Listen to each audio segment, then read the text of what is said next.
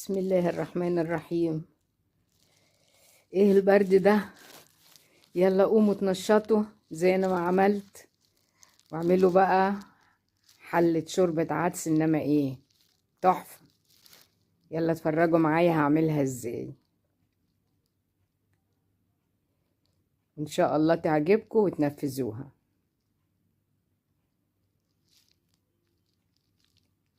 الطريقة دي، يلا خلينا اقول بقى وافصح عن الاسرار. الطريقة دي بعملها من اكتر من 60 سنة.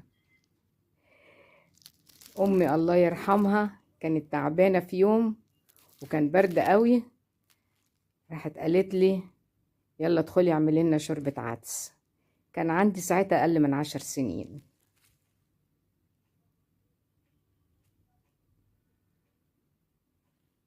قمت عملتها بنفس اللي انا بعمله قدامكم ده، بس طبعا مكانش فيه البورد، بنقطع على ايدنا.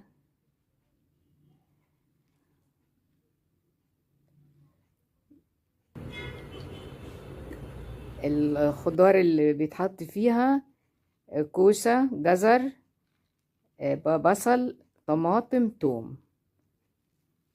هنبتدي نشوحه في الاول شوية كده في معلقتين زيت، تشويح بس، يعني لونه ما يتغيرش ولا اي حاجة. اكون غاسلة العدس ومصفياه واروح حطاه عليه برضو تقلبتين، كلهم يتشربوا من بعض وياخدوا نكهة بعض.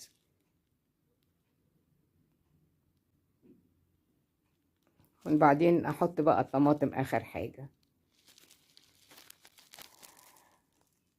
هنا طبعا حطيت معلقة ملح او نص معلقة حسب الكمية، انت بتقدري بقى الملح. مش هنحط اي توابل في المرحلة دي علشان والعدس بالخضار بيستوي ما يتغيرش لونه. حطيت الطماطم، نكون مسخنين مية، او لو عندك شوربة مواسير، شوربة كوارع.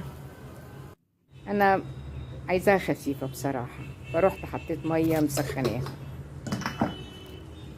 اقلبها بقى شوية واغطيها واوطي عليها واسيبها تستوي. هنا بقى احط الكمون، العدس روحه في الكمون، حطيت معلقة كبيرة كمون ومعلقة فلفل كشميري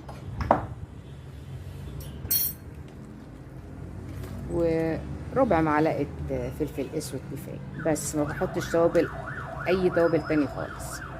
خلاص، هي النكهة تبقى جميلة من نكهة الخضار اللي اتحط الفلفل والكمون والفلفل الاسود، الفلفل الكشميري. كده كفاية قوي، هي كده استوت.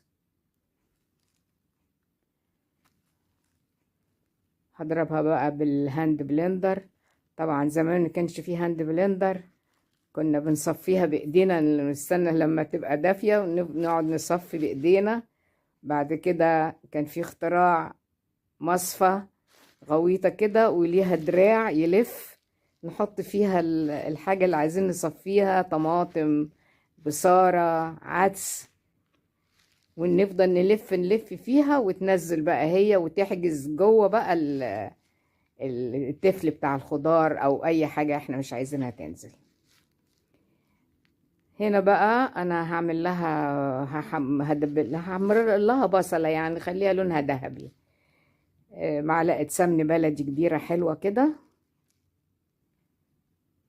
ونكون مقطعين بصلاية كبيرة مكعبات، نحطها ونقلب فيها على نار هادية شوية عشان ما تتحرقش معانا. احنا عايزين بس لونها يبقى ذهبي عشان ما تغيرش لون العدس. خلي بالك من النقطة دي، ما تغمقيش البصلة عشان ما تغيرش لون العدس.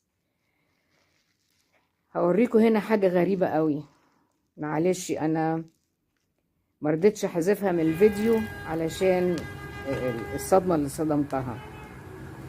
هوريها لكم دلوقتي.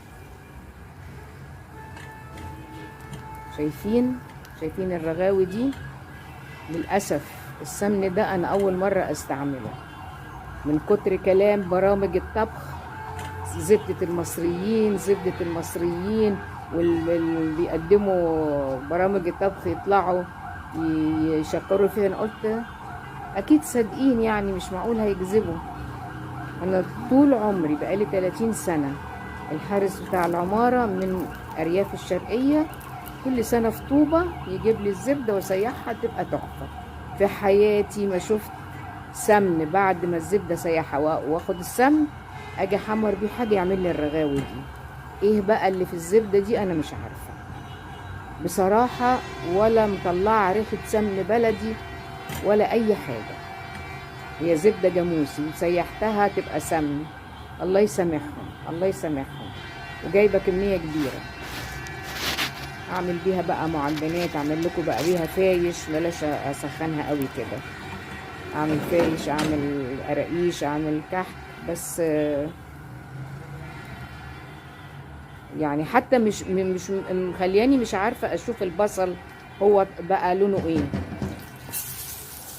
بعد ما حطيت اكتشفت ان البصل لسه لونه ابيض.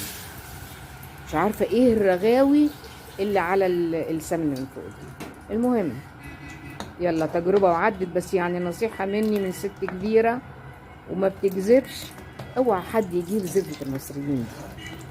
انا عندي تروحي تجيبي علبة من السوبر ماركت احسن.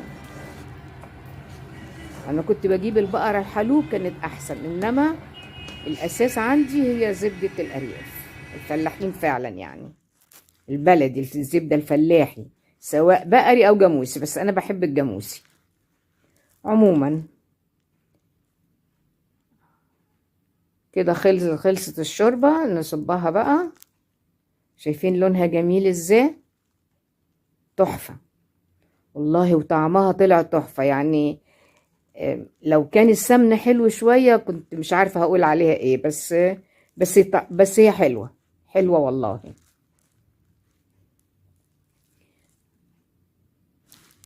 نقلب بقى معاها شوية عيش لبناني كده. اذا انت عايزة تحمصيه في الفرن مش مشكلة، بس هي غدوة بقى في البرد ده.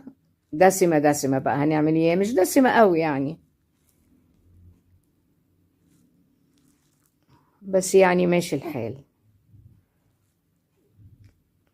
خدت بقى انا سلطانية الشوربة دي وحطيت عليها شوية العيش. بجد والله دفيت كنت هموت من البرد. يلا قومي بقى تشجعي واعمليها، وان شاء الله تدعي لي. يا رب يكون الفيديو عجبكم واكون ضيفة خفيفة عليكم. ما تنسونيش في اللايك والاشتراك، وتفعلوا لي الجرس على الكل علشان اي فيديو انزله يوصل لكم.